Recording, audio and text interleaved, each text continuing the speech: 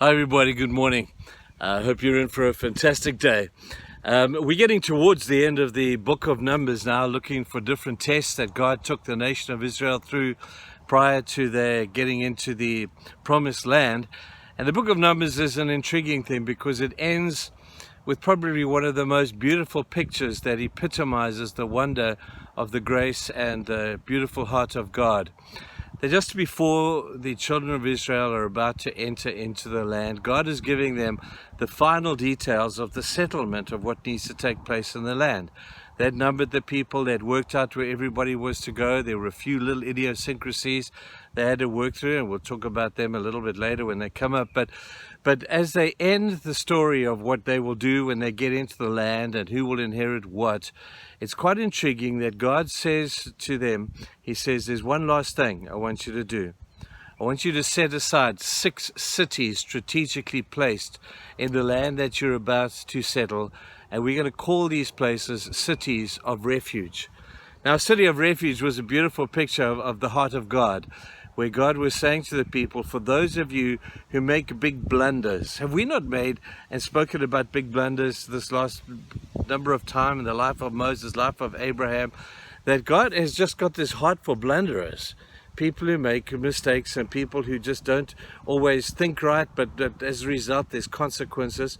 God's heart is out towards those people, and I'm one of them, and so I'm really delighted to put myself into that category. But God says you will place 6 cities of refuge around the promised land. And if a man kills somebody accidentally, he can run to the city, he can be guaranteed protection from the city, guaranteed a fair trial, and he can live there until the death of the high priest. Now, in those days, if somebody killed somebody in a family, even if it was inadvertently through an act of culpable homicide, or it was an accident, and the scripture, go and read it, gives you a number of examples of that, of a guy hitting somebody or the plow falling on him, and somebody dies as a result of something that you do. The family of the person who has died will appoint a blood avenger to avenge the blood of the one who's been killed. And that blood avenger will chase you and hound you and haunt you until he gets you. Now, that's a picture for us, I think, of the in a New Testament context, and even of today, of that of a guilty conscience. It doesn't hound you, runs after you. It's there when you wake up in the morning. It's there when you go to sleep at night. You've done something, you've messed up something, you've messed up somebody else's life through something that you have done, and there's nothing much that you can do about it, but you are haunted by this guilty conscience. Well, here's a great word for you today. Listen carefully. God has a heart towards you. And as he did in the Old Testament, he appointed 6 cities. You could run there, you could get to the gate, and the blood avenger would be right behind you. Once you got into that gate, he could not touch you. You were guaranteed safety, guaranteed a fair trial. Until the high priest died, you could live there for as long as that. Now, that is a beautiful picture of God saying to us, I am a place of refuge for you. I am the place where the guilty conscience can go away. I will protect you from the consequences of your past, even though in a real sense you live out the circumstances and the consequences of that. God says, I will still be your refuge and your strength.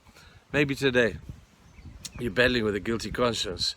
Something you did, some mess up that you made, has left consequence in other people's lives, and every day you wake up you regret what you did. Well, I want to tell you today, there's good news. God is a city of refuge for you. He can be your refuge, he can be your strength, he can be your ever-present help in time of need. You've just got to run to him. Don't run to something else. Don't run to secular psychology. I'm sure there's merit in that. Don't run just to some doctor or something like that, thinking that that will be where you're at. Run to God, first of all.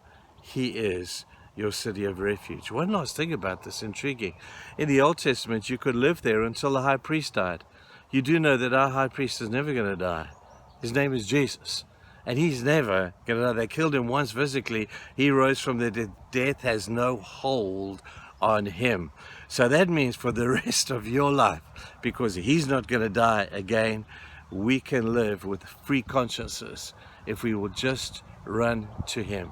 He will protect us from the guilt avenger or the blood avenger, because he is our refuge and our strength. Man, I love this stuff about the wonder of God's love for us. Don't you? Have a great day, you good people. Cheers.